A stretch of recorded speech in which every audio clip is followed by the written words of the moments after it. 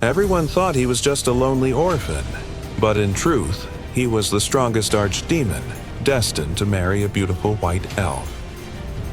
The story begins deep in the forest, where a knight corners a young woman and attacks her with a knife. Terrified, she screams for help and slaps him in desperation, only to watch in horror as the skin on his face peels off, revealing raw, bloody flesh beneath. The knight laughs, revealing that he's actually a sorcerer who intends to use her face for one of his dark rituals.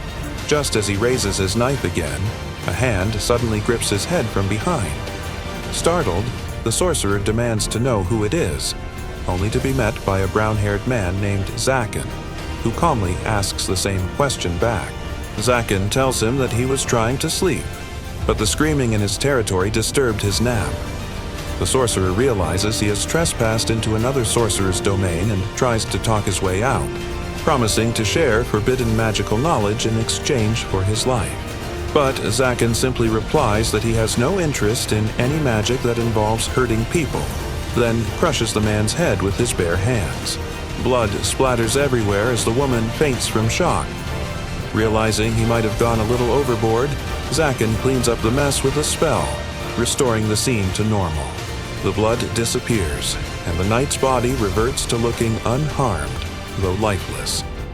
Noticing a cross around the woman's neck, Zaken sighs. She's a follower of the church, sworn enemies of sorcerers. Even though he saved her, he knows they'd probably accuse him of the attack anyway. Still, he decides it doesn't matter. He casts a teleportation spell to send her to another village, hoping she'll think it was all a dream when she wakes up. But something interferes with his spell. The circle flickers and fails. Suddenly, another figure appears, an older sorcerer named Barb. Barb looks around and asks what happened. Zaken explains casually that he was just teaching a lesson to someone who trespassed on his land. Barb scoffs at that idea, saying that sorcerers shouldn't call each other creeps because their purpose is to pursue power, no matter the cost. People, he says, are merely tools and fuel to get stronger. Zaken stays silent, clearly disagreeing. Barb notices the unconscious woman glowing faintly with mana and suggests they use her energy for a ritual. Zaken refuses flatly, saying he doesn't use sacrificial magic. He teleports the girl away to safety, then turns to leave, ready to finally get some rest. But Barb stops him. He hasn't come just to chat, he brings important news. One of the 13 archdemons has died. That catches Zaken's attention immediately. The archdemons are the peak of sorcery, beings who command immense mana and authority over lesser mages. Barb explains that the strongest among them, Archdemon Marco, who lived for over 1,000 years, has passed away, and an enormous auction is being held in his territory for his possessions. Zaken reluctantly agrees to go, though he knows Barb only invited him to tag along and mooch off his money. They arrive at Marco's sprawling domain, a massive city called Chaonoids, already overflowing with travelers, traders, and sorcerers from around the world. The streets are packed with people selling goods, while in the shadows, slaves await their new masters. Zaken notes the unusually tight security. Barb explains that recently, rogue sorcerers have been kidnapping girls with high mana reserves, using them as sacrifices in forbidden rituals. Zaken shakes his head, realizing they must be planning to summon something big, maybe even a demon itself. The two finally enter the grand auction hall where the atmosphere crackles with excitement. Barb whispers that they're surrounded by some of the most powerful sorcerers alive, many of whom are contenders for Marco's now vacant archdemon seat. When Zaken asks how the successor is chosen, Barb explains that the remaining 12 archdemons will debate and decide who among them is worthy of inheriting the title. The auctioneer then announces the final item of the night, something rare, something divine. A young white elf is brought onto the stage. Her beauty is so pure that the entire hall falls silent. Elves are near godlike beings, embodiments of nature and magic. The bidding starts at 10,000. Before anyone else can react, Zaken raises his hand and offers 1 million. a sum so absurd that the entire audience gasps in disbelief. Even Barb was stunned by Zaken's bid. He told Zaken that 1 million was far too much money, even for an elf, and asked what kind of sorcery he planned to use her for. Zaken only responded with a cold, unsettling smile that sent a shiver even down Barb's spine. Without another word, Zaken stepped down from his seat to take a closer look at the elf. Around her neck, he noticed a heavy chain. The moderator explained that it was enchanted to prevent her from escaping, and no one had ever succeeded in breaking the collar.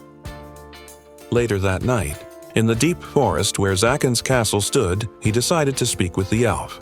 Years of isolation, however, had left him painfully awkward. He had no idea how to talk to a woman. Before he could say anything, the elf spoke first.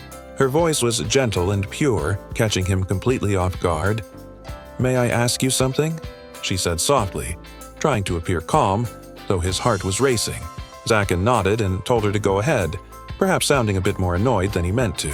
She introduced herself as Nephi, then looked up at him with sad eyes. "How am I going to die?" she asked. Zaken froze. The question struck him like a blade. He quickly assured her that he wasn't going to kill her. But Nephi misunderstood again, thinking her fate might be something even worse. Her fear grew when she noticed the torture devices and iron restraints in the room. Embarrassed, Zaken realized he had never bothered to clear out the previous owner's belongings. He awkwardly explained that they were just decorations and insisted that, despite being a sorcerer, he had no interest in torture or blood rituals. When he asked if she had any family, Nephi replied that she was an orphan and a cursed child, but didn't elaborate further. Then she looked at him and asked, "If not for sacrifice or torture, why did you buy me?" Unable to admit his real reason, Zaken simply said that she didn't need to know. He told her instead that they should find a proper room for her to stay in. Nephi, still terrified, misinterpreted his words, thinking he was asking her to choose where she would die. That realization made Zaken pause.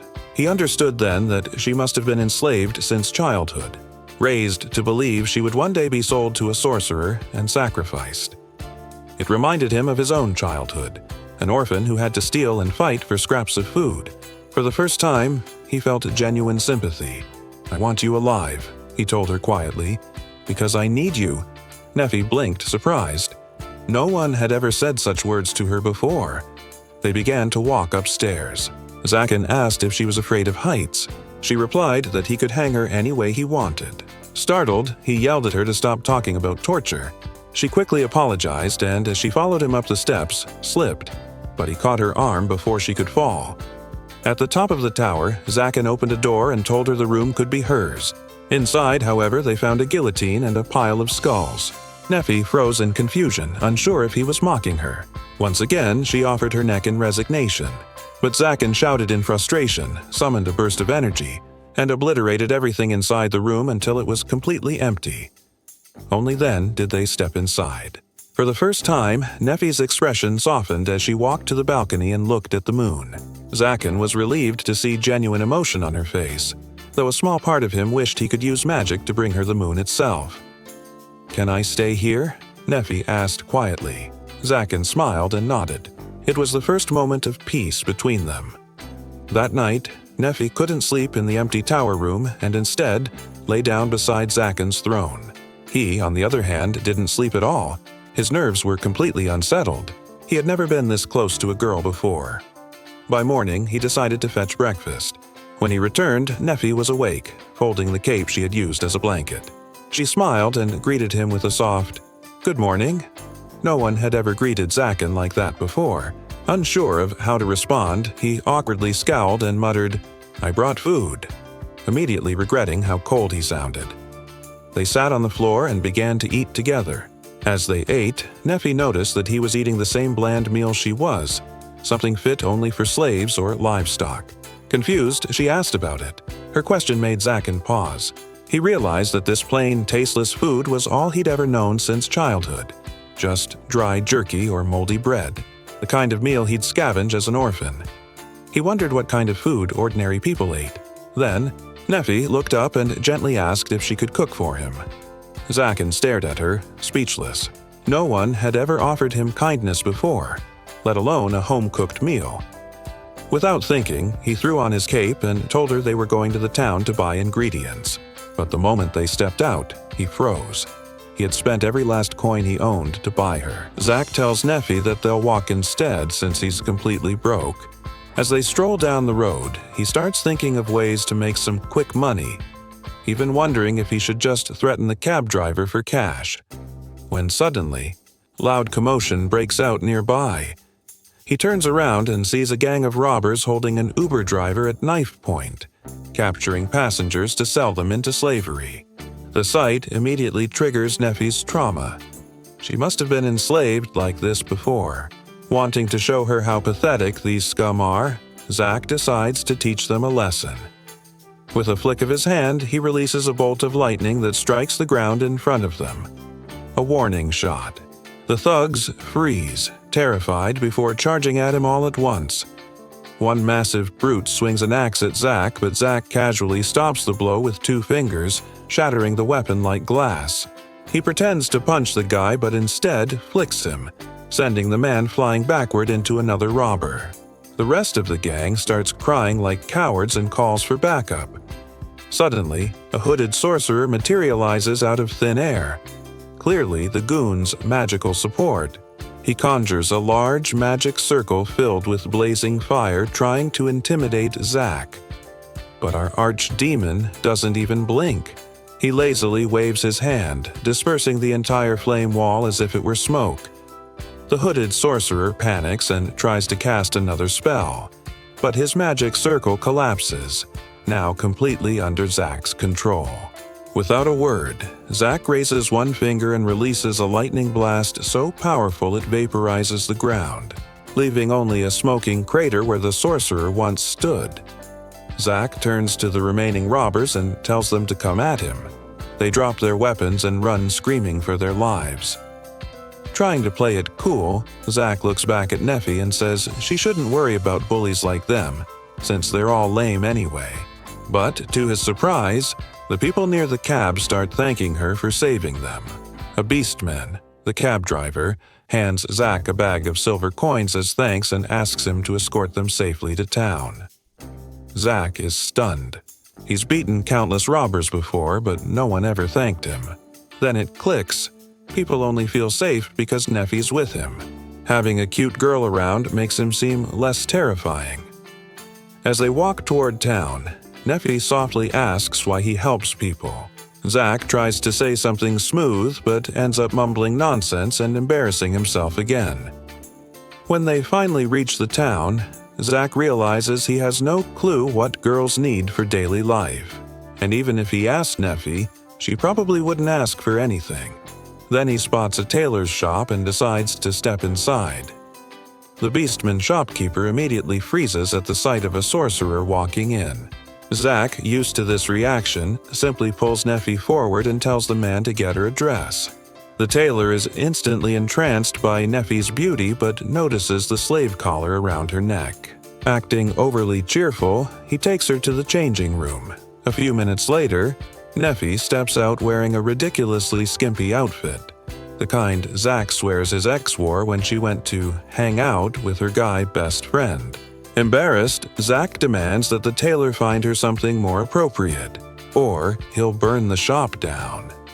Panicking, the tailor rushes back and soon returns with Neffy dressed in a gorgeous maid outfit made of high-quality silk, paired with boots that have minor healing properties. When Zack asks if she likes it, Neffy gives a small smile and says yes, the first time she's shown happiness since they met. After paying for the outfit, they head to a blacksmith's shop. The smith flinches at Zack's presence but relaxes once he sees Neffy. Zack explains that he wants the collar around her neck removed. The blacksmith examines it carefully and says the collar is bound by strong magic. Removing it by force could kill her. The only safe way is to find the original key.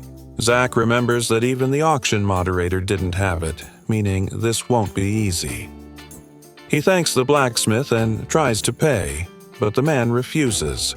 He reminds Zack that years ago, he and his daughter were attacked by robbers near Zack's place, and Zack had saved them. They were too scared back then to thank him properly. Zack waves it off and leaves with Neffy.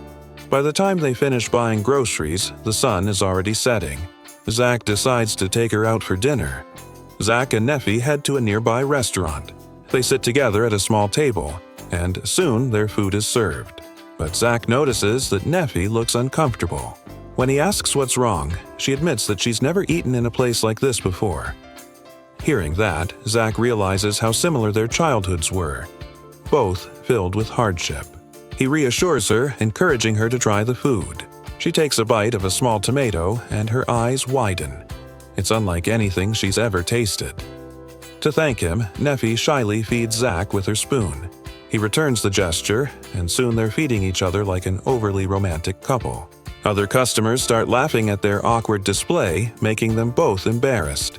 They quickly finish their meal and slip out into the night, heading back to the castle. The next morning, Zach wakes up early. Gathering his courage, he greets Neffy with a "good morning" before heading to the dining hall. The moment he steps inside, he's stunned. The hall, which once looked like a graveyard, now looks straight out of a fairy tale. Neffy has cleaned and renovated the entire place. On the table, he spots a piece of freshly baked bread. He's surprised since they never bought any, but Neffy smiles and says she made it for him herself. Excited, he sits down while she pours him a cup of tea. He asks if she's eaten yet, but she shakes her head. Zach insists she join him, but Neffy says she didn't make enough food for herself. So, with a bit of awkward courage, he asks her to sit on his lap. They both blush, but she agrees. As she sits, Zach feeds her with his own hands, telling her they'll eat all their meals together from now on. A few days later, Zach buries himself in books, studying new magic spells. He sketches out magical circles on parchment and asks Neffy whether elven sorcery differs from human magic. Her expression turns sad as she says she can't use sorcery at all. Zach finds it odd. Her mana is far greater than any normal person's. He decides to show her the basics by drawing a magic circle and explains how the person with higher mana can take control of a weaker mage's circle. Before he can continue, a sudden attack interrupts them. Paladins from the church appear, demanding his surrender. Zach refuses, summoning a magic circle, but their leader, a fierce female paladin, charges forward and slices his spell apart with one swing. She's incredibly strong, her sword gleaming with holy light. Zach dodges her attacks effortlessly, teasing her for blindly following the church's orders and killing sorcerers without question.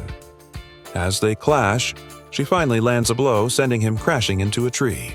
She approaches and whispers urgently that he should pretend to be dead. If the church believes he's alive, they'll send someone far stronger to kill him. Zach hesitates, asking why he should trust her. She replies softly that he didn't kill her men, and even saved her life before. Zach realizes she's telling the truth, and that if anyone learns she spared him, she'll be executed. Later that night, Neffy joins him, revealing that her power isn't magic. It's something called mysticism. Zach recalls reading about it, but dismissed it as a myth since it defies all magical laws. Neffy explains that she was born cursed, the only elf with white hair who could talk to animals and trees. Her people called her a freak and hated her for it. One day, when their village was attacked, they forced her to defend them with her freak powers. Instead, she surrendered, and the entire village was wiped out. Through tears, she confesses that she felt relief watching the same people who tormented her die, and now hates herself for it. Zach gently tells her she did the right thing, that if he were in her place, he'd have killed both the villagers and their attackers himself. Neffy looks up surprised. She thought he'd throw her out for confessing something so dark. Instead, he smiles and says he can't let her go, mostly because he can't live without her cooking anymore. Neffy bursts into tears of relief, and Zach hugs her. After a while, she calms down, embarrassed for crying so much. He reassures her that he actually liked seeing her talk this much. She's usually so quiet. As she wipes her tears, she notices his hands are bruised and asks if he's badly hurt. Zach brushes it off, joking about it. Then he looks up and notices Neffy peeking shyly from behind a pillar. With a flustered face, she softly asks if he'd like to sleep with her tonight. Zach freezes, completely caught off guard. Why would such a beautiful girl ask him that? He double-checks if she really knows what she's saying. Nefi innocently explains that there's only one bed in the entire castle, and that he gave it to her. She simply wants him to share it, since she feels bad that he's been staying up all night. Zaken sat uncomfortably on his throne, and Nefi thought it would be better if he slept in a proper bed instead. She suggested he rest with her, believing he'd be more comfortable. She found her nephew pure-hearted and kind, but he told her that he stayed awake on the throne all night to maintain the castle's barriers and ensure no enemy tried to sneak in and catch him off guard. Understanding his situation, Nefi sat down on the floor and asked him to rest his head on her lap. At least that way, he could be a little more comfortable than sleeping in that chair. Zaken was surprised by the offer of a lap pillow. He knew only a fool would refuse such kindness, so he gladly accepted. He then asked why she was being so nice to him. Nefi replied that even after knowing about her curse, he still wanted her by his side and accepted her mystic powers without hesitation, something she could never thank him enough for. Zaken told her that she didn't need to thank him for anything. Placing his hand gently on her cheek, he asked if she wanted to learn how to use magic properly. From what he had seen earlier that day, the amount of mana she released was incredible, especially since her collar was suppressing most of it. He explained that while learning basic sorcery might not help her completely control her mystic powers, it would at least allow her to defend herself better. Nefi asked if that meant she could protect him as well. Zaken smiled and reminded her that she had already done so earlier. She had protected him from the church knights. Touched, Nefi thanked him and accepted his offer to become his apprentice. She hugged him tightly, and for a moment, one of the strongest demons in existence felt tears form in his eyes. It felt good to have someone in his life again. The next morning, while Zaken was drinking his tea, Barb entered the room. He asked if Zaken was all right after hearing about the battle with the knights. Barb mentioned that one of them supposedly wielded a sacred sword. Zaken confirmed that the paladin girl did indeed have the sword and was quite strong enough to destroy several of the castle's barriers. But instead of killing her, he decided to take her as an apprentice. Barb sat down again, realizing that with an elf by his side, Zaken could potentially master every known form of magic. Zaken, annoyed by how Barb talked about Nefi as if she were an object, cut the conversation short. Barb then mentioned something about the Archdemon's seat. Zaken admitted he wanted it, though he knew he had little chance of being chosen. After all, he had only been studying magic for 10 years, while others had spent centuries mastering it. Compared to their vast knowledge, his seemed insignificant. Barb eventually left. After he was gone, Nefi asked if Barb was his friend. Zaken immediately denied it, saying he didn't have friends. Nefi smiled and said that, judging by how they talked, he seemed to enjoy Barb's company anyway. Later that day, Zaken took Nefi outside to repair the magic barriers destroyed by the paladin. He hoped she would learn something from watching him work. From that day onward, Nefi began her training in sorcery. One day, an old archdemon warned Zaken to be careful where he stood. She acknowledged his strength but told him that if he ever crossed the line, they would take everything he loved. Her words made him think of Nefi. He couldn't risk her life. He knew from the day he became a sorcerer that a normal life would never be possible for him. But becoming an archdemon would mean walking an even darker path, one filled with pain and suffering. Nefi didn't deserve that. The archdemon snapped him out of his thoughts, demanding an answer. Zaken stared back and said that what he wanted most was the title of Archdemon and all the possessions of the previous one. The sorcerer accepted and produced the crest. Meanwhile, Nefi was remembering her master's promise that he would never leave her alone and would stay with her forever. But now, he had cast her out like a strayed dog. Lost and heartbroken, she wandered aimlessly, unable to imagine life without him. A girl approached her and asked if she was all right, defending her from the crowd that had gathered. The birdwoman took Nefi to a local tavern where the paladin, Chastel, was also resting. After calming down, the birdwoman introduced herself as Manuela and asked if Chastel had really done nothing to Nefi. Nefi quickly assured her that despite their earlier fight, Chastel had never tried to harm her. It was one of Chastel's subordinates who had attacked. Chastel thought about that man, the one who had been hit by Nefi's mystic magic, and how he now suffered from such severe trauma that he couldn't even look at a small plant without panicking. When the tavern cook brought Nefi some food, she hesitated, saying she had no money. Manuela told her to eat, promising to cover the cost.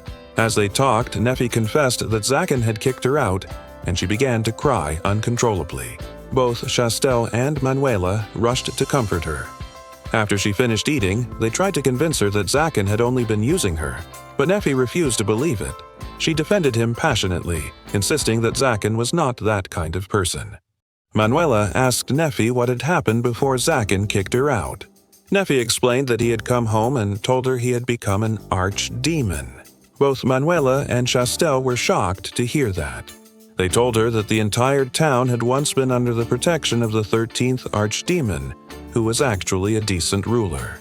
But ever since his death, things had taken a dark turn. Sorcerers had started kidnapping young girls to use as sacrifices for their rituals. Meanwhile, Zaken was deep in thought. He knew that if he tried to rescue Neffy now, it would reveal their connection to everyone. Still, he couldn't believe she would try to return to him even after he had treated her so cruelly and cast her out. Looking down, he admitted to himself and to Manuela that every sorcerer in the world was selfish, himself included. That was precisely why he couldn't let her go. He swore that he would find Neffy and bring her back because she belonged to him and no one else. He vowed to make sure she was safe, no matter what it took, even if it meant gaining more power. But before he could act, Neffy opened her mouth and revealed something that shattered him. Zaken had already become the 13th Archdemon. Barb, who overheard, was stunned and furious. The very thing he had long desired had been taken from him by Zaken. Consumed by anger, Barb grabbed Neffy and dragged her toward a magic circle. He shouted that by sacrificing both her and the paladin, he would gain enough power to surpass Zaken and destroy him. Neffy struggled against him, declaring that she belonged to Zaken and would never be anyone else's. Just then, an explosion tore through the cave. A massive hole opened in the wall as the dust cleared, and from it, Zaken emerged.